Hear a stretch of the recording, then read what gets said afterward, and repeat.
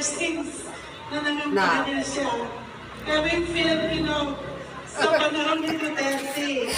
After 50 years, sa kanya lang napirmahan ang ban.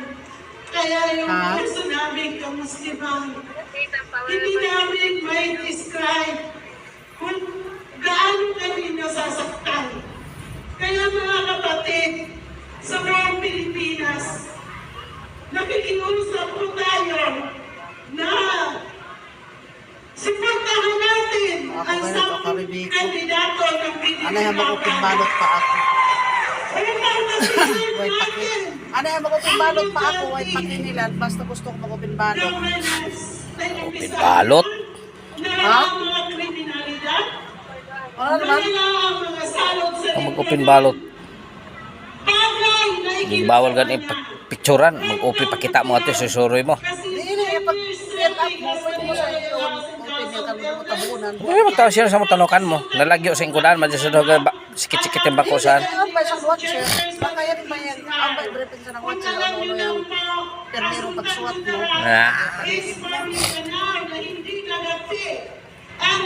From Manila, Daraha Sulaiman, and Mga watcher daw ako bansa. That was when Magellan discovered the Philippines on March 16, 15, 21 sa kalan ng kawan ng Christianity. So we are all Muslim here. Magkakapatid tayo. Nagtataka kayo, bakit kay Kikulay nandito may Muslim? Kasi iisa lang ang ating Afrikain. Magkaisa tayo. Ako rin po.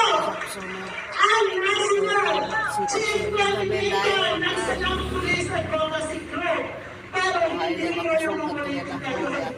Pero, isa ang tinuturo. Taburuna ng Maros, Patananda ng Luka. Ipag-utos ang kabutihan. Ipagdawal ang kasamaan. Nasa Quran ko yan. So wala nang ibang batas. Sa Quran po. Kaya yung mga magnanakaw dyan, dapat ay tigil na para hindi kayo karumahin hanggang sa salindahin nyo. Masasarapan kayo, mapupusog kayo. Pero isang araw magdurusa kayo. Kaya po, sa Duterte governance, naramdaman namin ang fairness, ang pagtrato sa amin ng patas na no discrimination. So, hindi namin makakalimutan yan. Sa grupo ko sa Inday Cares, salamat po Karen, salamat sir. Sa lahat ng kasama natin sa Inday Cares na nagtataguyod, sumusuporta. Mabuhay po kayo lahat sa lahat ng sumusuporta sa Duterte.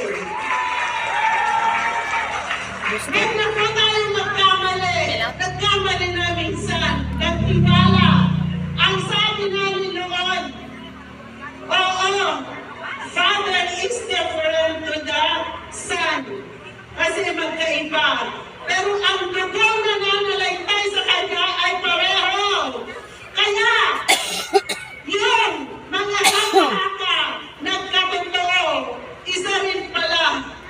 So nagkamali na tayo. Huwag na tayong mabudol pa. Sila pwede, kuyapan kayaan. Ilan ang namasakay ng pamilya namin? Dapat, only Mastura. Kumalaban sa martial law. Nadaan niya doon kay di naman yan pwede makawithdraw sila. Ilang massacre po ang nangyari sa Mindanao. Pero nagtiwala pa rin kami dahil sa matamis na salita. But not anymore. So, magdasal po tayo, magkaisa.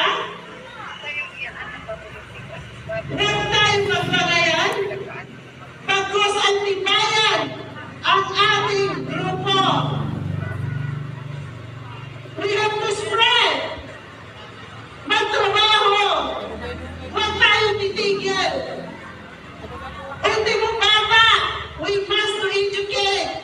We must tell them, aware them kung ano ang nangyayari ngayon. So, in behalf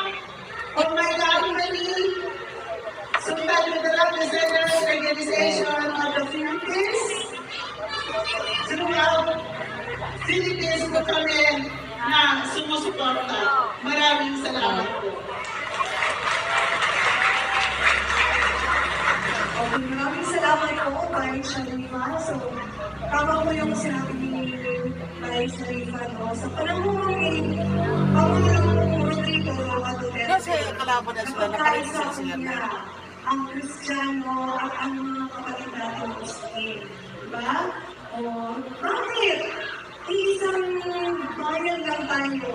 Isang paniniwala. Tayong lahat ay Pilipino. Isa lang ang bansa natin. Bansa natin minamahal. Ang bansang Pilipinas. O, diba?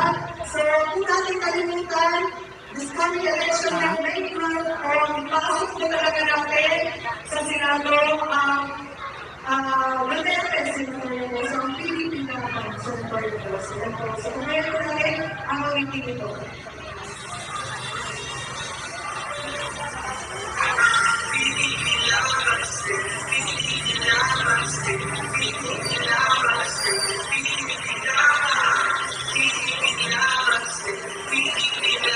Palas term pa naan.